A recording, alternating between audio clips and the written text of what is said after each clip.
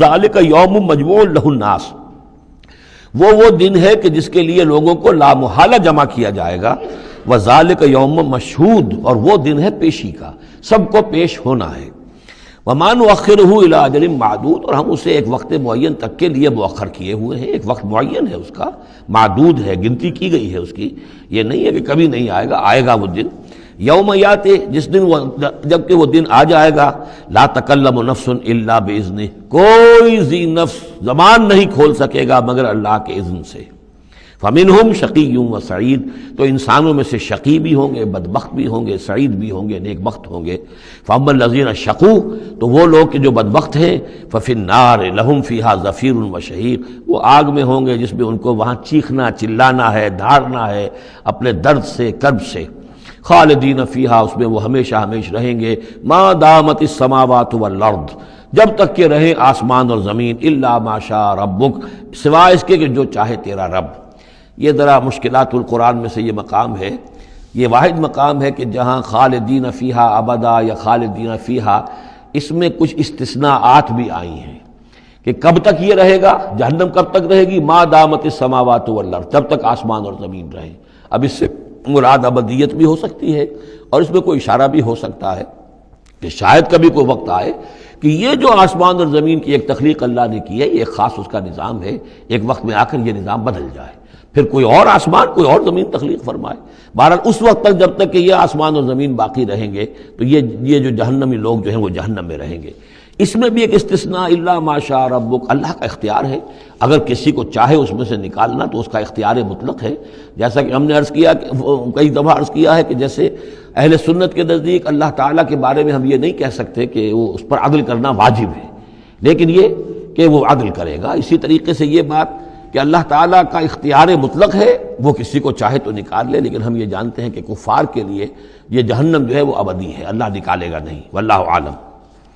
ان ربک فعال لما یرید، یقیناً آپ کا رب جو ہے جو ارادہ کر لے اس کو کر گزرنے والا ہے. واما الذین سعدوا، اور جو لوگ نیک بخت ثابت ہوں گے، ففی الجنۃ خالدین فیہا، اور وہ جنت میں رہیں گے ہمیشہ ہمیش. ما دامت السماوات والارض، جب تک رہے آسمان اور زمین. الا ما شاء ربک، سوائے اس کے کہ جو آپ کا رب چاہے. عطاء غیر مجذوذ، اور یہ جو بخشش ہے یہ بے انتہا ہوگی، اس کا خاتمہ کبھی نہیں ہوگا. یہ اضافی لفظ جنت کے لیے آ رہا ہے کہ جو دوزخ کے لیے نہیں آیا. یہ جو ذرا سا باریک باریک فرق ہوتا ہے، پھر اس سے بڑے فلسفیانہ نکتے نکلتے ہیں. اس سے پھر محققین نے، علماء نے جو ہیں پھر بہت سے دلائل استدلال کیے ہیں. چنانچہ حافظ ابن تیمیہ رحمہ اللہ اور شیخ ابن عربی دونوں کی ایک رائے ہے جو اہل سنت کا جو عام اجماعی عقیدہ ہے اس سے مختلف ہے. اہل سنت کا اجماعی عقیدہ یہ ہے کہ جنت اور دوزخ دونوں ابدی ہیں، ہمیشہ ہمیشہ ہمیشہ ہمیشہ، کوئی اختتام نہیں ہے نہ جنت کا نہ دوزخ کا. لیکن امام ابن تیمیہ رحمہ اللہ اور شیخ اکبر جو صوفیاء کے ہیں، شیخ ابن عربی، اگرچہ ان دونوں میں بڑی بود ہے بہت سی چیزوں کے اندر، اور امام ابن تیمیہ جو ہے وہ بہت ہی سخت تنقید کرتے ہیں اور سخت الفاظ استعمال کرتے ہیں شیخ ابن عربی کے لیے، محی الدین ابن عربی. لیکن یہ کہ اس معاملے میں ان دونوں کی رائے ایک ہے، اور وہ یہ ہے کہ جنت تو ابدی ہے، دوزخ ابدی نہیں ہے. ایک وقت آئے گا، چاہے وہ ارب سال کے بعد آئے، وہ ابد ہمارے اعتبار سے ابدی ہو، ہمارے اعتبار سے انفائنائٹی ہوگا، لیکن یہ کہ ایک وقت آئے گا کہ جہنم ختم ہو جائے گی. یہ ان کی رائے ہے، واللہ عالم. فلا تک فی مریۃ مما یعبد ہؤلاء، تو تمہیں کوئی شک نہ رہے ان چیزوں کے بارے میں جن کو یہ لوگ پوج رہے ہیں. ما یعبدون الا کما یعبد آباؤہم، نہیں پوج رہے یہ مگر ایسے ہی جیسے کہ ان کے آباء و اجداد پوجتے رہے ہیں من قبل، اس سے پہلے.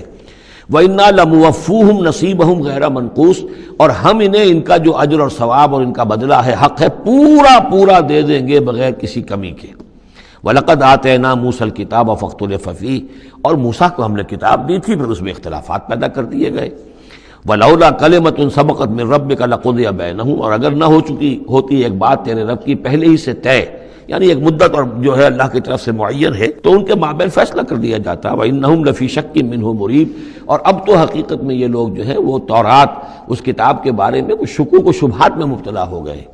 یہ بات جو ہے سورہ شورى میں کھل کر آئے گی کہ رسولوں کو جو کتابیں دی جاتی ہیں ان کے وارث بنتی ہے پھر ان کی امت، اور جب یہ اس امت کے اندر جب زوال آتا ہے، اضمحلال آتا ہے، بے عملی آتی ہے، تو اس بے عملی کے نتیجے میں پھر ایک نتیجہ یہ نکلتا ہے کہ پھر کتاب کے بارے میں بھی یقین پورا ان کے اندر نہیں رہتا کہ یہ واقعتاً اللہ کی کتاب ہے، بلکہ اس کے بارے میں بھی ان کے اندر شکوک و شبہات پیدا ہو جاتے ہیں۔